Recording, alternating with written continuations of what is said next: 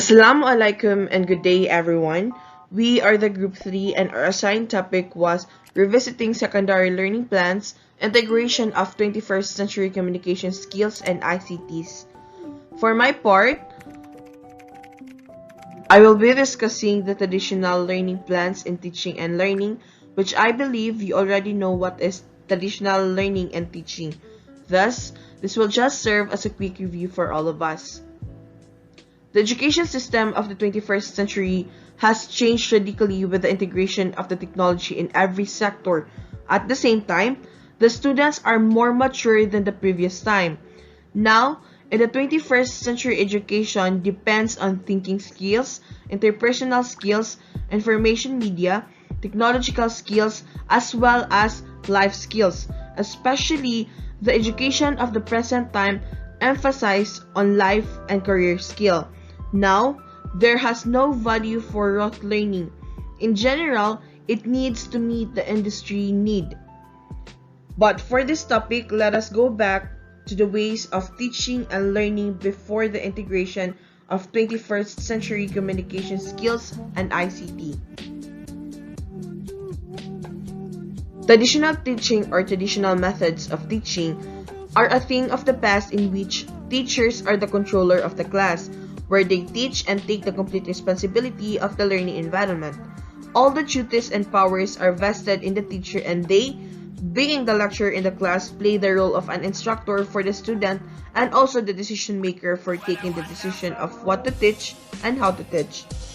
Teachers are the main authority figure in the teacher-centered instruction model. Students are viewed as an empty vessels who passively receive knowledge from their teacher through lectures and direct instruction, with an end goal of positive result from testing and assessment. For the teachers, students come to school to gain knowledge and information which they gain from teacher. Teachers are the main source of knowledge to teach students and impart knowledge. In traditional learning, the lesson content in traditional teaching and learning are through drills and practice, or what they call rote learning. Rote learning is a process of memorizing information based on repetition. Rote learning enhances student ability to quickly recall basic facts and help develop foundational knowledge of a topic. Example of rote learning include memorization of multiplication table or periodic table of elements, which I believe this is discussed from first year high school up to fourth year and probably to senior high, especially if you are a STEM student. The drawbacks of rote learning are that it can be repetitive, it is easy to lose focus, and it doesn't really allow for a deeper understanding of a topic. Again, in traditional learning, teachers really don't require students to think deeper, just really the raw information. Here are some of the advantage and disadvantage of traditional education. For the advantage, we have first the active learning. Students learn quickly in the classroom. The one-on-one student-teacher interaction helps students to actively learn the lesson delivered by the teacher. The second is the communication. There is a good communication between students and teachers since they meet almost every day. They constantly build relation, which is very essential for boosting up the confidence level of students. A good communication makes students good communicator, and teacher also feel competent after getting feedback from them. The last one, we have scheduled. In traditional education, everything is scheduled. There is a timetable and duration of lectures as well as activities. These help the students to be more disciplined and civilized. For the disadvantage, we have first the lack emphasis on critical thinking. In traditional classroom, it doesn't encourage critical thinking skills, the ability to actively apply information gained through experience and reasoning. Instead, traditional education emphasizes the role of teachers as knowledge dispenser and students as repositioners. This style of learning doesn't really allow students to deeper level of understanding required for a complex concept and lifelong learning. The second is lack of interactivity. In traditional education, it emphasizes individual student work and projects, which is a poor preparation for students' future endeavors, which are likely to include working on teams and collaborating with colleagues. In this, students receive few opportunities to practice group dynamics and teamwork. The third one, we have spoon feeding. Students are always dependent on their teachers in every study-related matter. This make them dependent on teacher. This trait suppresses the creative side of their personality, and they never get to know their strength because they are dependent to their teachers. They cannot explore. The last one, we have favoritism, which really destroy the personalities of the left out students. In traditional education, this favoritism thing really happens, and it cannot be avoided. I mean, I've seen many like this, and it really affects the other students because they feel incompetent. This attitude develop inferior feelings in other students. I think that would be all for my part, and we will proceed to the next reporter, which is Miss Nur Hazim. Thank you so much. Assalamualaikum warahmatullahi wabarakatuh, and good day to all of you, especially to Ma'am Manar. My name is Siti Aisha Nur Hazim, and my presentation is entitled The 21st Century Skills. So I am going to talk about the 21st century skills categories that must be integrated in the educational setting, especially in the English language class. So, but please remember that I am only going to talk about the skills, but not how they are integrated to teaching and learning, because it will be discussed by my partner, Miss Di Campo. So the 21st century skills categories, in order to improve the effectiveness in English language teaching and learning, the teacher or mentor and the learner needs to be equipped of the knowledge for the knowledge of the 21st literacies. These are the 21st century skills to improve teaching and learning, considering also that learners have different goals, needs, strengths, and motivations. So we are part of preparing them how to learn or learn how to use the technology available to their advantage, especially in this digital age. So the three are the learning skills, literacy skills, and the life skills. So the first category is the learning skills, or the 4 C's. These are the critical thinking, collaboration, communication, and creativity. So the first one is the critical thinking. So it is one of the most important qualities one should have. It is finding solutions to problems. It is the mechanism that solves problems and results them to fruitful endeavor. So critical thinking in everything that we do, we know that we have to have critical thinking, because if you don't have this, if you don't try to have this critical thinking in everything that you do, you are a great loss to the team, because you do not think of solutions to problems, but instead you can create problem to solutions because you don't think critically. So the second one is the collaboration. Collaboration is working with others to achieve the best results, considered to be the most challenging concept in the 4 C's. This where falls the willingness of the worker and understanding differences for good. So you have to collaborate with your workers or the mentors and the learners to and accept the differences to achieve the goal. So the third one is the communication. So having a good communication skill will help in bringing all of the qualities together. So even if you have critical thinking, collaboration, and others, if you do not communicate well to the other mentors and to your learners, if you do not communicate well, all of that skills will not matter. because I believe that that having a good communication, or you try not to have a barrier to your talk or to your communication, everything will go to its place, because you understand, or you try to understand what the other mentor or the learner is saying, and you welcome their ideas, and they will do the same. You are having good communication. So the fourth one is the creativity. It is the ability to widen the mind and think outside the box, see concepts in a different light that can lead to innovations. This is the means of adaptation, and those changes that will be done are to be considered innovations. So you are going to create for innovation.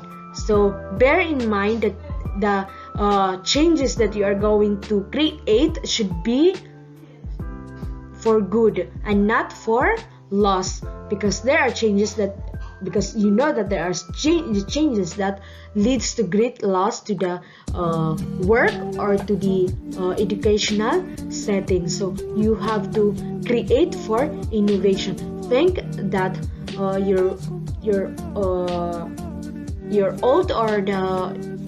old strategy of teaching or learning is not that good. You have to be so that you have to create for goodness, if not for better. The second category belongs to literacy skills, or the IMT, the information literacy, media literacy, technological literacy. So this focus on the certain facts, media outlets, and technology behind them. It is determining factual information to avoid misinformation. So you have to be you have to have technological literacy to avoid misinformation. So the first one is the information literacy, a foundation skill that can help in understanding online data, facts, and statistics. So you have to understand those mentioned in order to have a good use of the information got from the research from the internet. The second one is the media literacy. It is a skill in identifying and distinguishing relevant information published in credible sources and outlets. So we should have a media literacy, not to be fooled or not to believe anything that you see in media. So it is important to have this skill. So the third one is the technology literacy, having the information of the latest technological innovations that are best suited for education. So as my topic is these 21st century skills, 21st, right? So we are in a digital era, so we have to have a technology literacy, because if we do not have this, or if we do not know or learn the latest technological innovations, we may not get the best use of those creations. So if you know them, you will have a good use, because you understand, or you are technology literacy. So you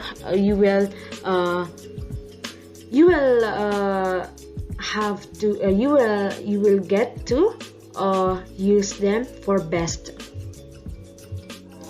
So the third category is the life skills, or we can read it as FLIPS: the flexibility, leadership, initiative, productivity, and social skills. So these are elements that focus on both personal and professional qualities in life. So the first one is the flexibility. It is the ability to adapt to changing circumstances, so you are flexible. Deviating from plans as needed. It is accepting humility and accepting that a lot still has to change and learned. The second one is leadership, setting goals for the team and achieving it collaboratively. So working the team through the steps required and setting those goals collaboratively. Motivating the team to finish the task is a goal. The third one is the initiative. The initiative people are the starters of strategies and plans that can be benefited from. Having initiative is an indication of someone's character in terms of work ethics and professional progress. This comes naturally from a person, so we do not force someone to be initiative because this comes naturally. This will help achieve the goals. So in everything we do, if we have this initiative, it is not required or it is not needed that the things that we are going to use to have that or to achieve the goal that we are attaining should be present, because if you are initiative person, you can get or you can achieve the goal without having the materials first. So you will find your own ways. You will create own ways to achieve those goals. So the fourth one is the productivity, the ability of maintaining efficiency even under pressure. So it is important to train yourself to work under the pressure, because it is yes, we have this you are flexible, you are a good leader, you are an initiative person, but you cannot control or you cannot work under pressure. Those mentioned will not be important, because we know that in every work that we do and everything that we do, we are meeting or we are experiencing sometimes to be under pressure. Alright, so there are times that there are times needed to finish the work on time. So if you do not practice to work under pressure, you are a great loss of the team or in teaching and learning, so you will not be efficient. So the fifth one is the social skills. It is the concept of networking with others for mutual benefit, very crucial for success. So yes, we have mentioned all those categories, and if we do not have these social skills, you will not attain or you will not gain the goal, because you do not network with others for mutual benefit. So you have to be social. You have to be social to them, so that you can gain the mutual benefit that you are trying to get. So I am so excited to hear from my partner, Miss Di Kampong, because she is going to discuss to you how these three categories mentioned by me integrated to the teaching and learning, because I have only discussed the basics. So she is going to discuss to you how are they integrated to teaching and learning. So that would be all. Thank you. Assalamualaikum warahmatullahi wabarakatuh, and a pleasant morning to each and everyone. And today Today, I'm going to discuss about 21st century skills integration to teaching and learning process. Now, the angle that I want to focus on in this topic is how are we going to make the school fun, and at the same time, the students are also learning effectively. Now, when we think of the ideal school, we have this imagination that our students are learning, they are very comfortable, and they felt that they belong in the school. That's why in this new era, or we call this an information age, we embrace technology because it helps us more to make teaching learning process engaging. And when our students engage, or when the students are interested, that's the time that the learning takes place. So as an aspiring teacher, we also needed to be savvy in this technology because it is the important tool that we need to survive in this 21st century education. So I divided the presentation into two parts. First, we will be tackling about the assessment of 21st century skills, and the second one is the assessment of 21st century skills in teaching learning characteristics. Now, the assessment of 21st century skills. As the definition suggested, it is a process used by the teacher and students during class discussion, which it provides feedback on the teaching and learning, and by doing this, it improves the students' achievements of intended instructional outcomes. And it is also important that we have to single out the learning outcomes needed during the lesson. Or just like, for example, our students must have the overview about the lesson that they will be gaining afterwards. Now, the question is, why is it important that we have this new set of assessment in 21st century skills, specifically in this new era? The thing is, when our schools or we as a teacher, by having this technology, it becomes the central part of teaching because we have been influenced by the use of technology. So we made use of it as the advantage by using in learning. Now, with this type of new assessment, our students can be more, their skills will be more developed, specifically in their critical thinking skills. They can think, or they can read between the lines. They can picture out the idea or the situation by not asking more questions. And other one is their communication skills, which is very relevant in 21st century. They can communicate with the other nationality, with the other people, despite of their colors, and they feel more natural in communicating. They feel that they are comfortable. They became more confident in communication. And we have also problem-solving skills. In problem-solving, it does not accord to it does not only specific about the mathematics, but also we have this idea that in problem-solving, it must connect with the real-life context, which is very important in assessing the skills or the 21st century skills of our students. Now, other thing also is their creativity in writing or in thinking.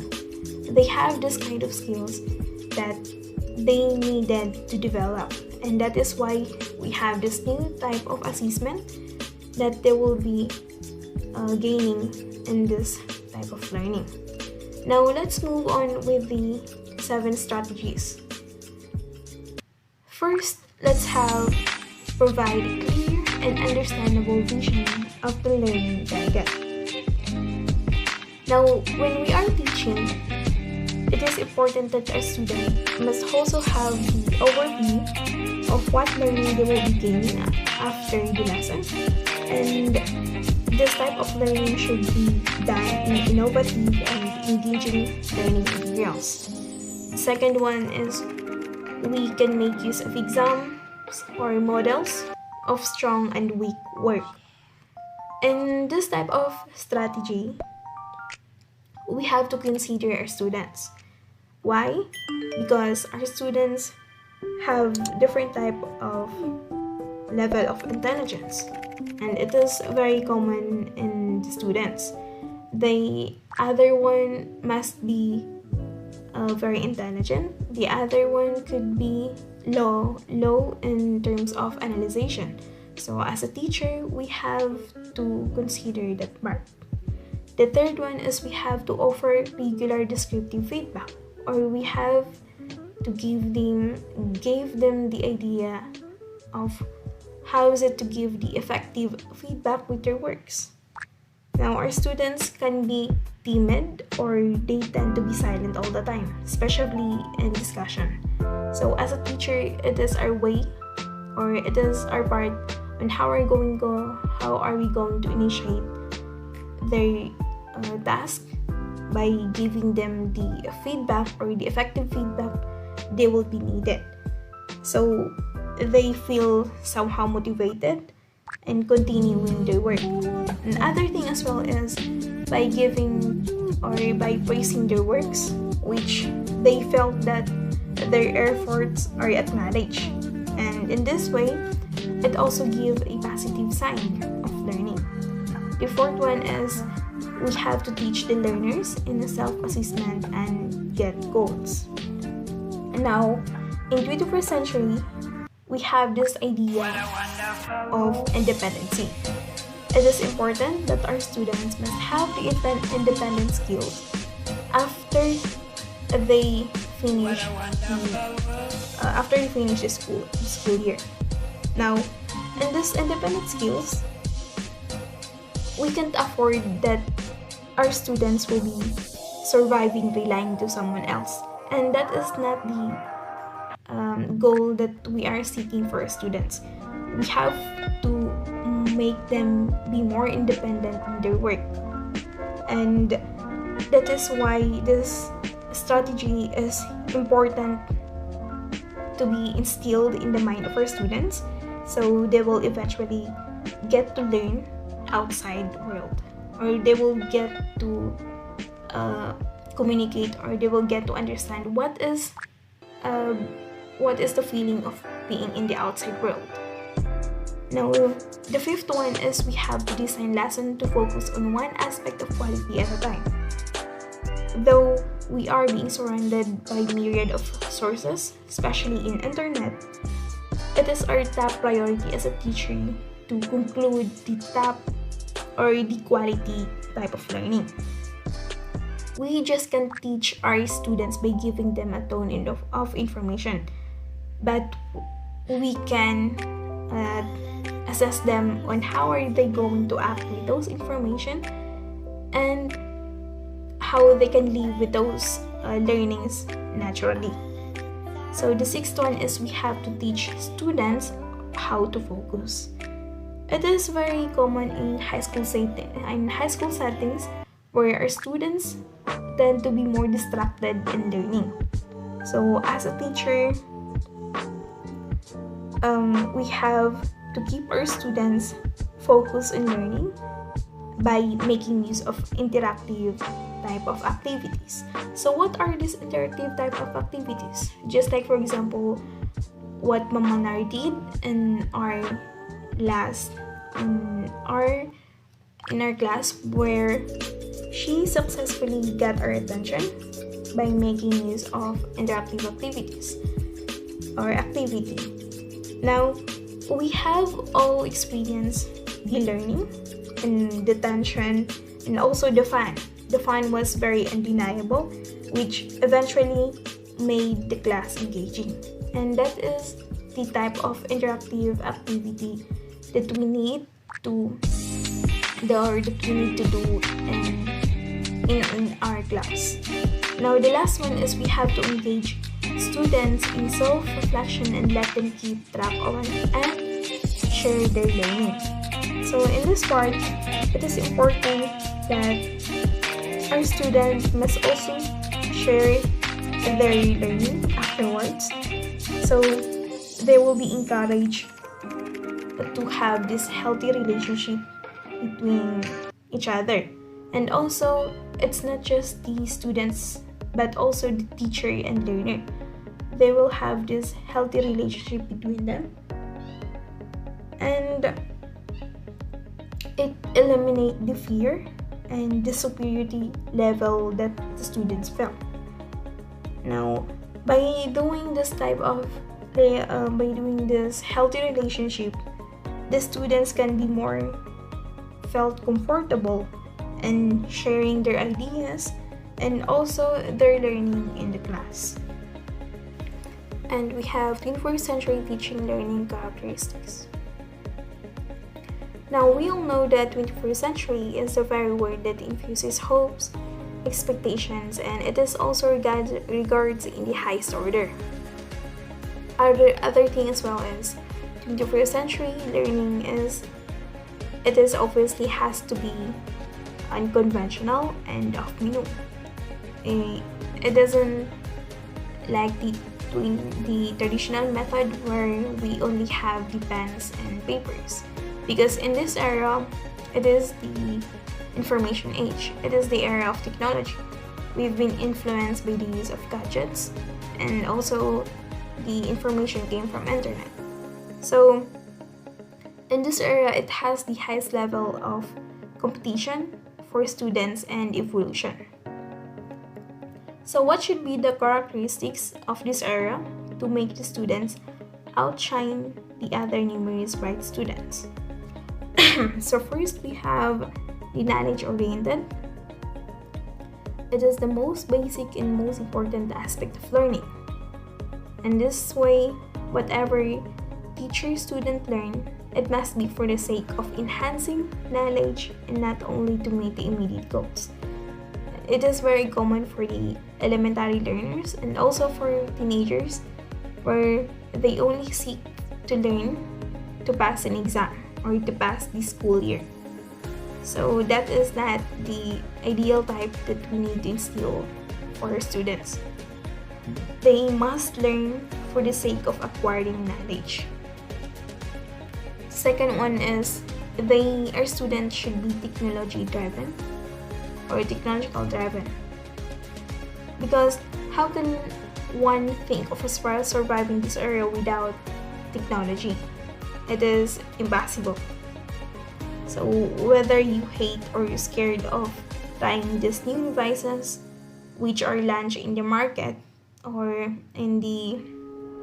we can see in the submeds, this type of advertisements, whether we are afraid to use that, you or every learner must learn how to accept this kind of technology, because afterwards, as this era prolongs, we will also be needing this type of technology or those gadgets.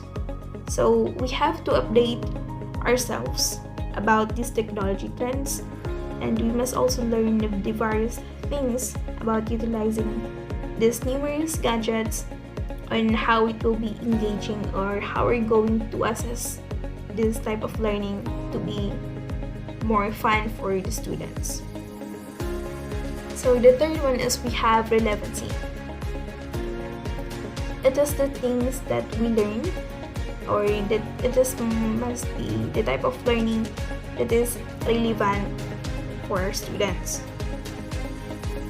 So it is the unity fact or the logical ideas which help our students to be more critical thinkers, or they can have this type of idea that they don't need to question the teacher more on the side, because they have already the type of skills that they will be needing. So the fourth one is we have interdependency. it is the relevancy leads to an interdependency of knowledge. In this way, our students will be honed on storing data in their minds, where they can access or where they can have this library access in their mind, and they can use this as the knowledge bank at any time they feel to use this type of learning. Now, the fifth one, we have adaptable data. In this adaptable data, our students does not have to focus in information, but they must also act with those information. So the data that they acquire must be versatile. So the term versatile is numerous, it is myriad and different sources.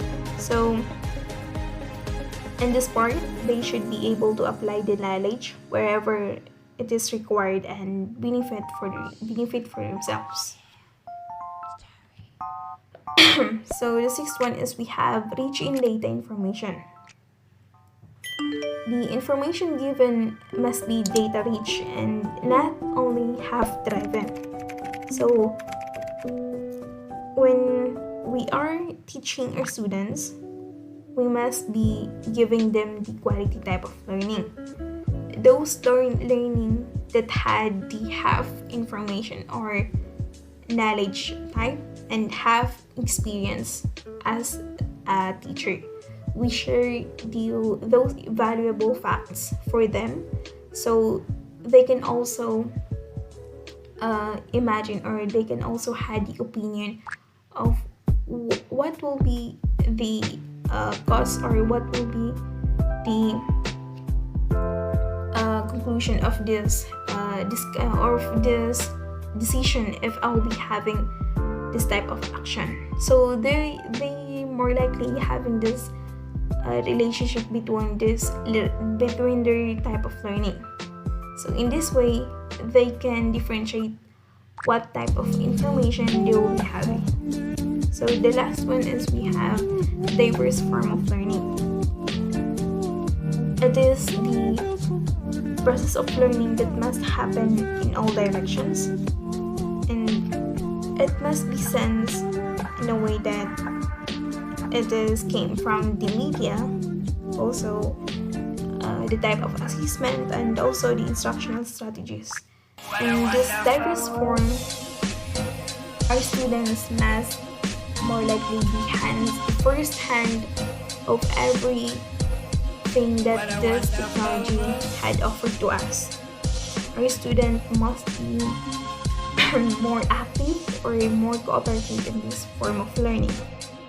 So we could say that it is the collaborative approach that must be followed in terms of using technology or storing data.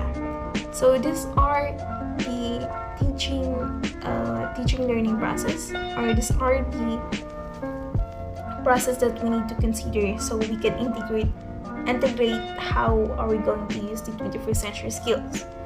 So by doing this seven teaching learning process, we can assure that the 21st century skills of our students will be honed, and they will eventually develop their skills.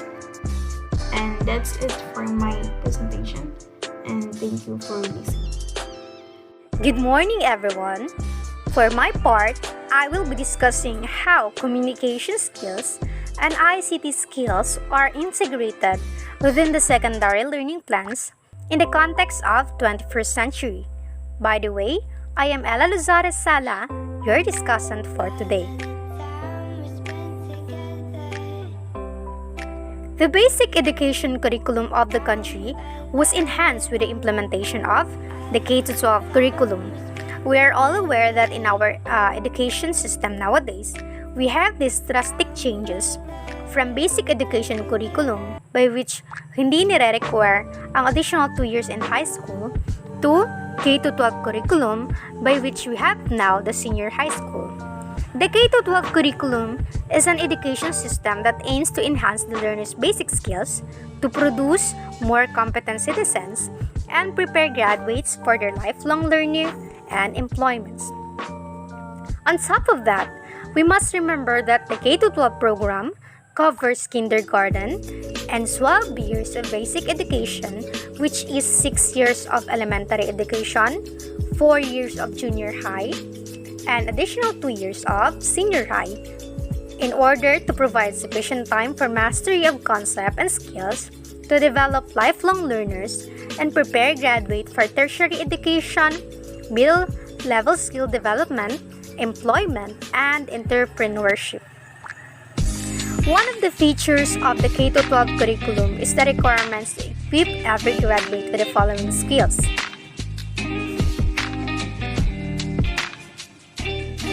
First, information, media, and technology skills. Meaning to say, isa sa mga requirement na kinakailangan para masabing effective ang implementation of K-12 curriculum para sa ating mga graduates or para sa ating mga student is that they should first have information, media, and technology skills. Ito ay isa sa mga feature na meron ang K-12 curriculum compare sa basic education curriculum. What does it mean when we say achieving information, media, and technology skills? This means to say that someone must have the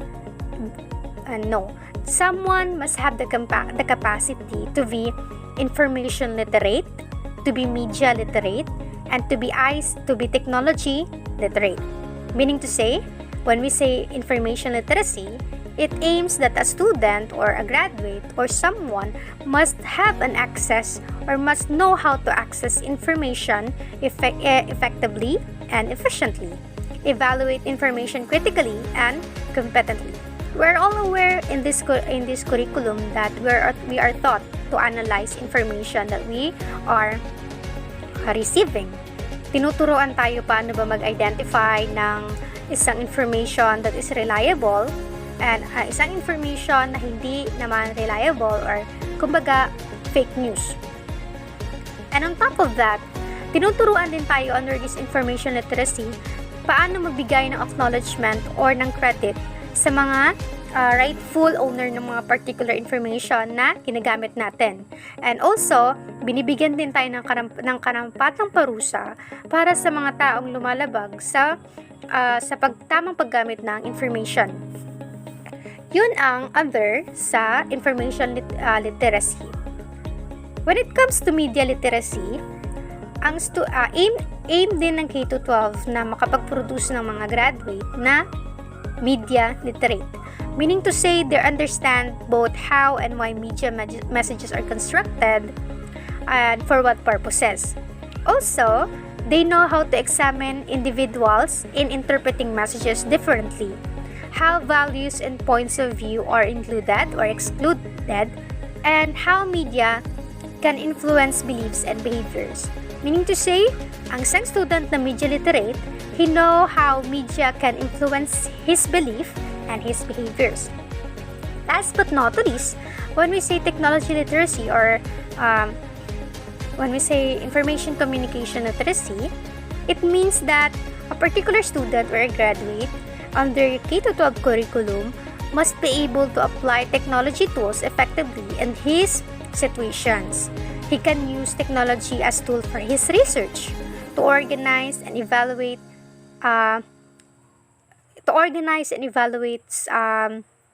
particular discoveries, and also to communicate information. Next to it, isa sa mga salient feature pa ng K-12 is to achieve learning and innovation skills. When we say learning and innovation skills, it is just simply that student, unlike in the basic education curriculum, students should now have these higher order thinking skills, this critical thinking, and problem-solving skills, also creativity. Now, students are expected to know, to think meaningfully and to think more than what they are supposed to be. And in the case of the effective communication skills, it just simply means that yung students or graduate natin should know how to communicate better and to collaborate with people around them. And in the fourth one, the life and career skills, it just only means that the student or graduates that we have in K-12 curriculum must possess leadership skills and responsibility skills, be productive, be accountable, have social and cross-cultural skills, have the initiative and self-direction, be flexible and adaptability in his daily lives. The development of these skills that I have stated, these 4 particular skills, can be done with the aid of technologies for teaching and learning, which is the focus of this course. Under din sa K-12 program is the implementation ng mga particular courses that would help us to integrate these 4 skills. And this is evidently observable in our teaching and learning technology for teaching and learning course under our professor Manar Macapodi. It aims to present some activities that will prepare pre-service teacher to integrate ICTs in the teaching and learning process for the various fields of specialization. But we should remember that, mind you, technology is not present to replace teachers. Instead, it is just being used to be part of the teaching and learning process, since technology is just present to help teachers but not to replace them, because the presence of a teacher inside the 4 corners of the room cannot be compared with the help that could be brought to us by technology. The K-12 framework. The implementation of the K-12 curriculum of the Department of Education paved the way to enhance the teacher education curriculum of the Commission on Higher Education or CHED. Hindi lamang kasi dapat ma-observe yung pagbabago sa kindergarten, sa elementary level, and even in high school level. Kailangan magkaroon ng alignment sa education system natin para naman walang maging presence, walang maging gaps sa ating educational system. Kaya kung mapapansin natin, yung even in teacher education program, nagkaroon din ng mga pagbabago in order for us, future teachers, to meet the demands of the 21st century classroom. And these particular considerations that I will be discussing is the salient features of the curriculum that could be done by integrating technologies for teaching and learning. Isa sa mga pagbabago na makikita natin sa K-12 curriculum is the following things.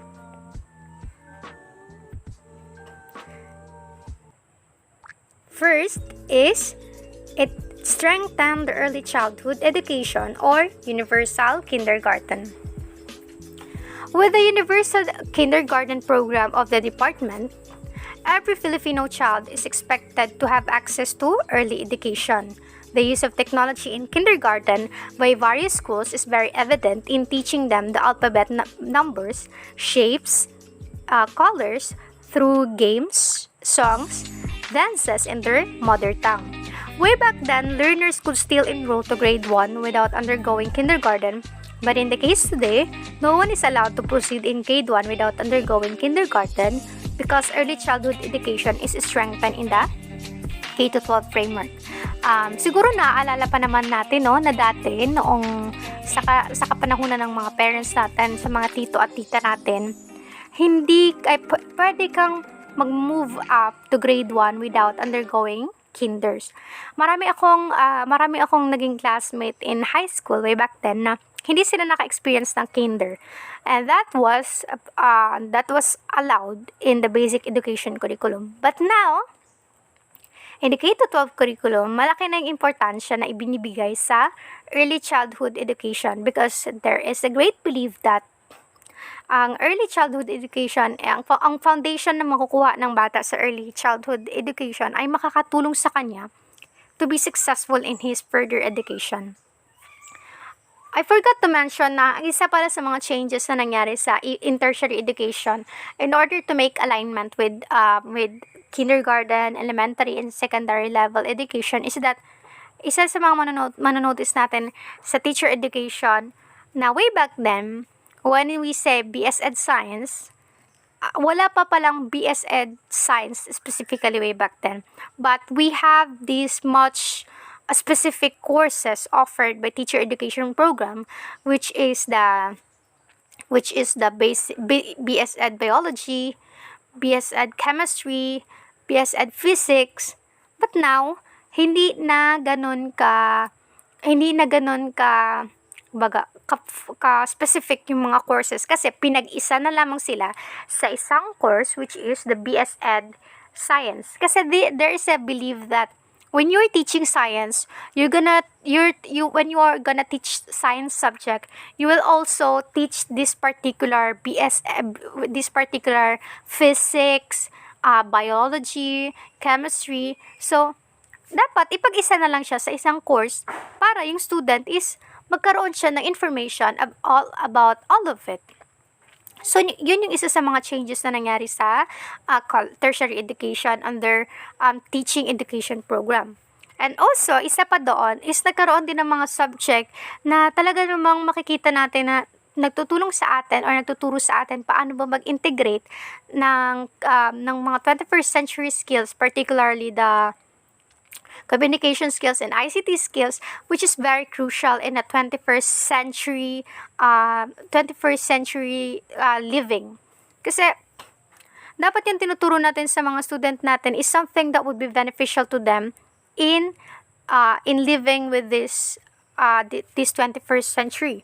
And that is why, di ba, manonotice natin sa teacher education program na itinuturo na yung subject na technology for teaching and learning. Merong technology for teaching and learning na tinuturo sa BS Ed Filipino, sa BS Ed English, by which ito, yung course na tinitake natin kay Ma'am Manar.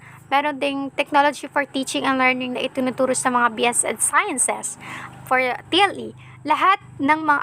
Almost lahat ng mga courses na meron sa teacher education program is tinuturo itong subject na ito because yun na nga ang isang goal ng K-12 is to teach future teachers, pre-service teachers, how to integrate 21st century skills, particular na yung ICT communication skill, ICT and communication skills. So, aside from strengthening early childhood education, universal kindergarten, isa pa sa mga salient features na makikita natin sa K-12 program or K-12 curriculum is that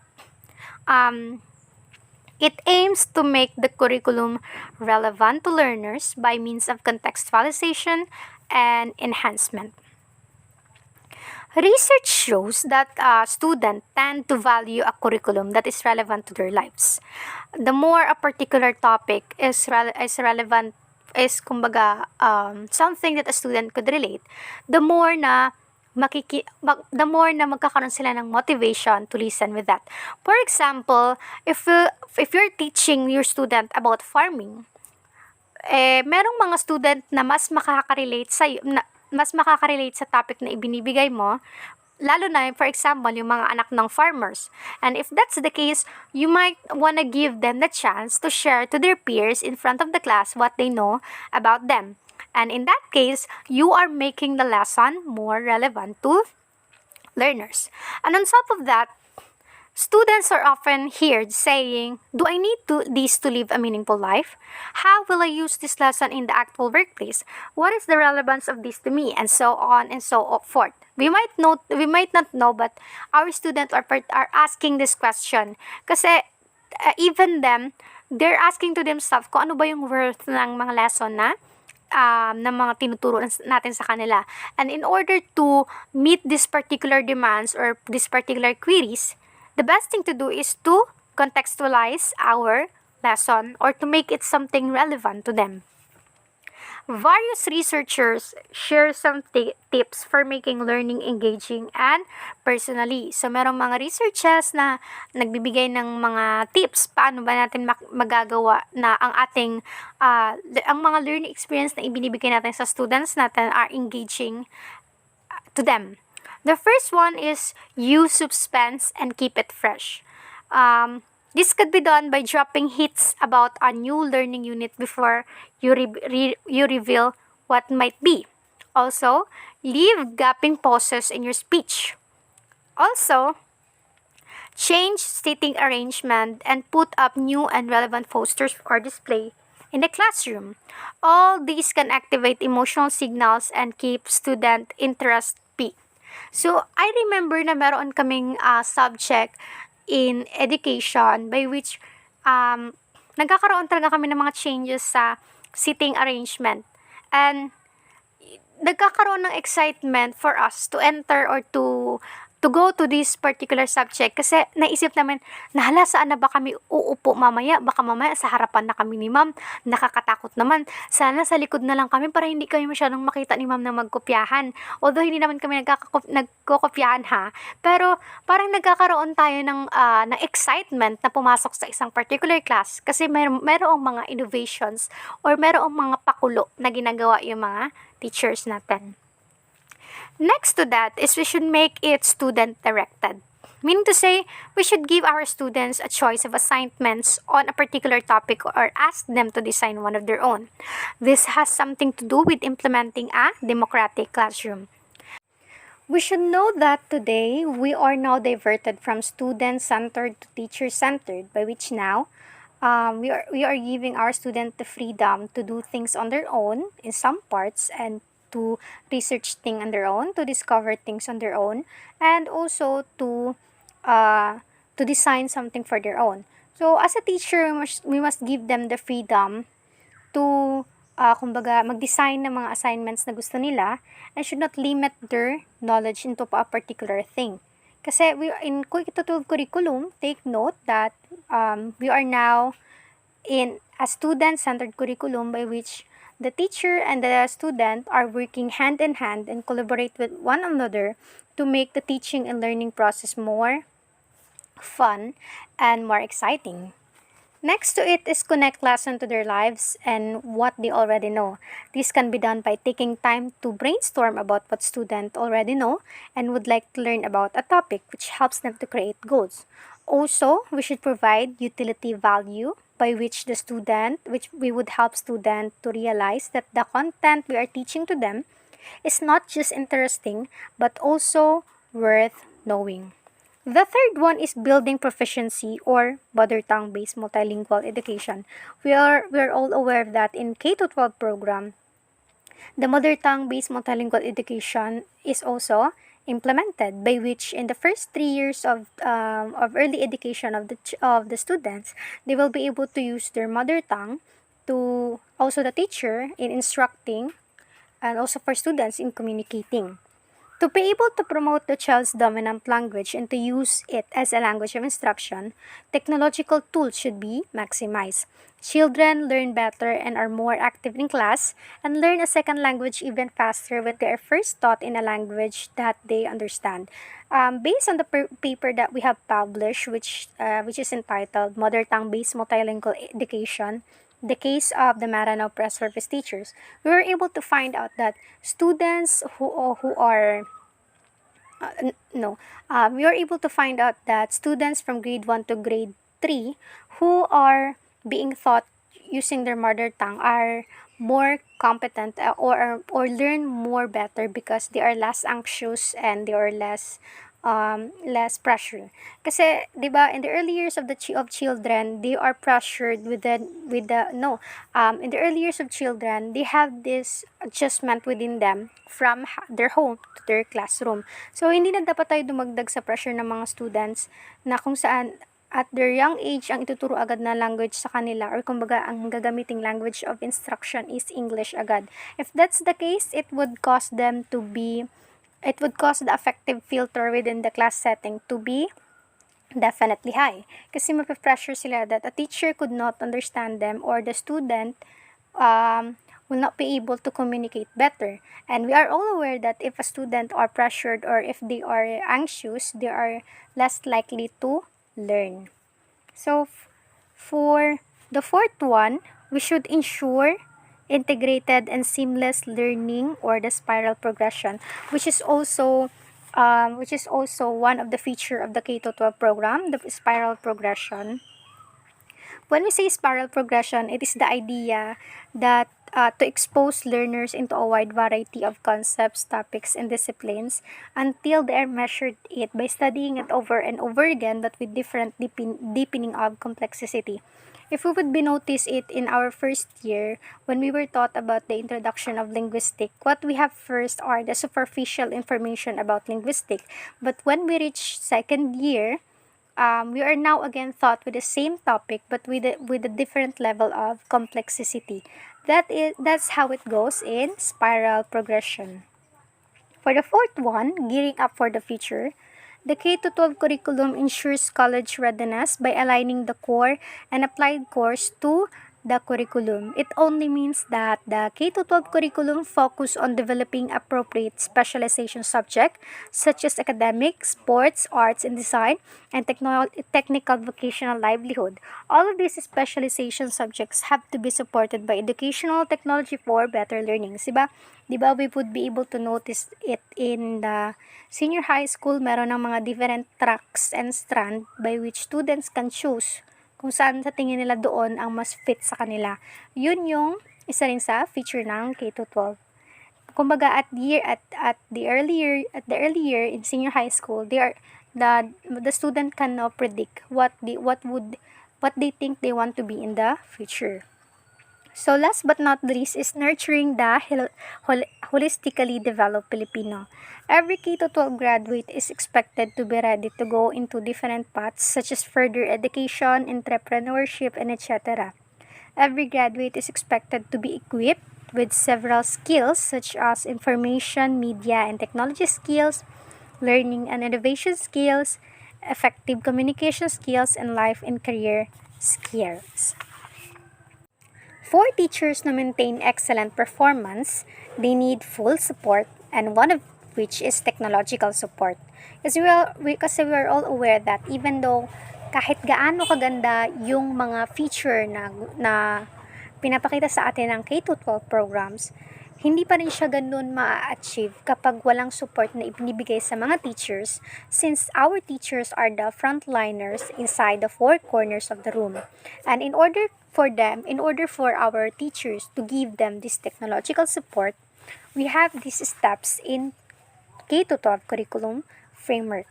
The first one is to introduce to them the TTL2 course, or the Technology for Teaching and Learning course.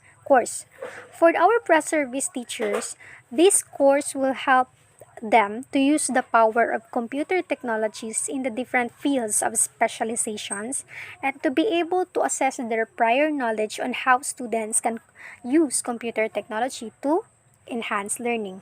And this could be exemplified within this situation by which we, the secondary education student, are being taught with the TTL2 course. Next to it is setting goal for this course. It must be noted that course objective can be achieved with the proper setting of goals. Therefore, there is a need to ground this course on a curricular and research-based goals and objective. Throughout this course, which is the Technology for Teaching and Learning, we will be tasked to use various technological resources and those that can help us to create our plans and materials to improve our instruction in teaching and to enhance future students' learning. In the Philippines, the teacher are expected to actively engage themselves in a curriculum design to ensure that the K-12 curriculum will be delivered at its best for the student to realize fully the intended learning outcomes. Teachers make decisions about how they will implement the curriculum, that their specific field of specialization, for example, in English major, Filipino major, science major, and they decide on how they must be structured and they decide on how they must structure the activities of their lesson and manage student response and ideas with the help of technology. Teachers as curriculum designers. Better teachers support better learning because they are most knowledgeable about the practice of teaching and are responsible for introducing the curriculum in the classroom. As what I have stated, they are the frontliners of education, so the implementation of the K-12 program is still dependent upon them. The following are points to consider in identifying and understanding teachers' role as curriculum designer. First, according to also Beto 2021, my mistake. Their knowledge, experience, and competencies, teachers are essential to any curriculum development effort. According to Jadhad and Patankar, curriculum is the planned interaction of pupils with instructional content, material resources, and processes for evaluating and attainment of education objectives. And also, curriculum is a content, but when contextualized, it comes alive for students. So, when a curriculum is being actualized by the teacher, that is only the part by which it would become, it would be observed, or it would be felt by the student. Also, teachers on their part have practical knowledge based on their daily work with students. This practical knowledge is useful to curriculum committees because teachers can assess whether the ideas being developed will work in the classroom. That is according to Young, 1988. So, from those particular points that we have stated, we really could define that teacher plays a great role in curriculum designing. That is why they should be also given the utmost support in order for us to achieve this, in order for us to achieve the aim of K-12 program. Thank you. Assalamualaikum warahmatullahi wabarakatuh. My name is Najira Hassan Ali Bashir. I will be discussing about the integration of ICT pedagogy in teaching and learning. We know that teaching has always been a challenging profession since knowledge is expanding and essential skills are also increasing and changing.